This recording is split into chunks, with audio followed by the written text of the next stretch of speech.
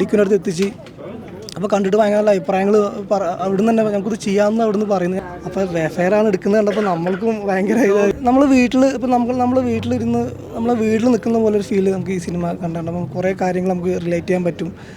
ഡിക്ക് കണ്ടെന്ന് വിചാരിക്കുന്നത് അവിടുന്ന് അവരുടെ സൈഡിൽ നിന്ന് ഭയങ്കര സപ്പോർട്ട് ഉണ്ടായിരുന്നു വേഫറിന്. അങ്ങനെ പടം അങ്ങനെ കൊടുത്തതും അവർ അവിടെ ഡിക്കിനടുത്ത് എത്തിച്ച് അപ്പോൾ കണ്ടിട്ട് ഭയങ്കര നല്ല അഭിപ്രായങ്ങൾ അവിടുന്ന് തന്നെ നമുക്കിത് ചെയ്യാമെന്ന് അവിടുന്ന് പറയുന്നത്. ഞാൻ ഓൾറെഡി ഇത് കുറച്ച് ഡിസ്ട്രിബ്യൂഷൻ എടുത്ത് ട്രൈ ചെയ്തതാണ് നമ്മൾ എത്തിക്കാൻ വേണ്ടിയിട്ട്.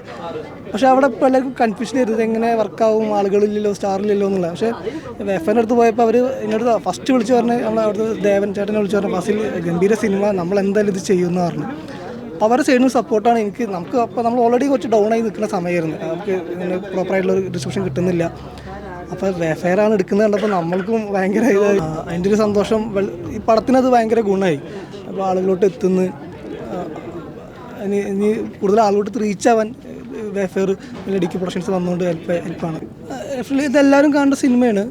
ഒരു എന്താ പറയുക, നമ്മൾ വീട്ടിൽ ഇപ്പോൾ നമ്മൾ വീട്ടിലിരുന്ന് നമ്മളെ വീട്ടിൽ നിൽക്കുന്ന പോലെ ഒരു ഫീല് നമുക്ക് ഈ സിനിമ കണ്ടിട്ടുണ്ടാകും. കുറേ കാര്യങ്ങൾ നമുക്ക് റിലേറ്റ് ചെയ്യാൻ പറ്റും. ഒരുപാട് ചിരിക്കാനുള്ള എലമെൻറ്റ്സ് ഉണ്ട് ഇതിൽ. നമുക്കത് ആസ്വദിച്ച് വളരെ രീതിയിൽ ഒരു നേരത്തെ ഒരു അവാർഡ് സിനിമ കാണുക എന്നുള്ളതിൻ്റെ അങ്ങനത്തെ ഒരു ചിന്ത മാറ്റി വെച്ചിട്ട് ഇതൊരു ഫൺ മൂവിയാണ്. ഇതെല്ലാവർക്കും എൻ്റർടൈൻ ചെയ്യാൻ പറ്റുന്ന മൂവിയാണ്. അങ്ങനെ ഇത് ചിരിച്ച് കണ്ട് രസിക്കാത്ത സിനിമ. ഇത് നമ്മളെ നോർമലി നമ്മൾ നാട്ടിടങ്ങളിൽ സംഭവിക്കുന്നുണ്ട്. ഒരു അയൽവാസി അവരുടെ തമ്മിലുള്ള റിലേഷൻ എന്ന് പറഞ്ഞാൽ, കാരണം എനിക്ക് ഈ അയൽവാസി താത്തമാർ പറഞ്ഞാൽ അത് ഭയങ്കര വലിയ റിലേഷനാണ്. അത് നമ്മൾ ഇപ്പോൾ വീട്ടിൽ താമസിക്കുന്ന, ഇപ്പോൾ നമ്മൾ മകനാണെങ്കിൽ ഇവരാണെങ്കിൽ പോലും ഇവർ കൂടുതൽ കണക്റ്റ് ആവുന്നത് ചിലപ്പോൾ ഇവരടുത്തായിരിക്കും കൂടുതൽ പേഴ്സണൽ കാര്യങ്ങൾ സംസാരിക്കുക. ഇപ്പോൾ ഫാത്തിമ പോലെ തന്നെ ഫാത്തിമയുടെ ഏറ്റവും അടുത്ത സുഹൃത്ത് വീട്ടിൽ നടക്കുന്ന കാര്യങ്ങൾ പോലും സംസാരിക്കുന്നത് ഒരു സ്പേസ് കിട്ടുന്നത് സൂറാത്ത അതനുസരിച്ചിട്ട് ഇവരെ ഹെൽപ്പ് ചെയ്യുന്നു.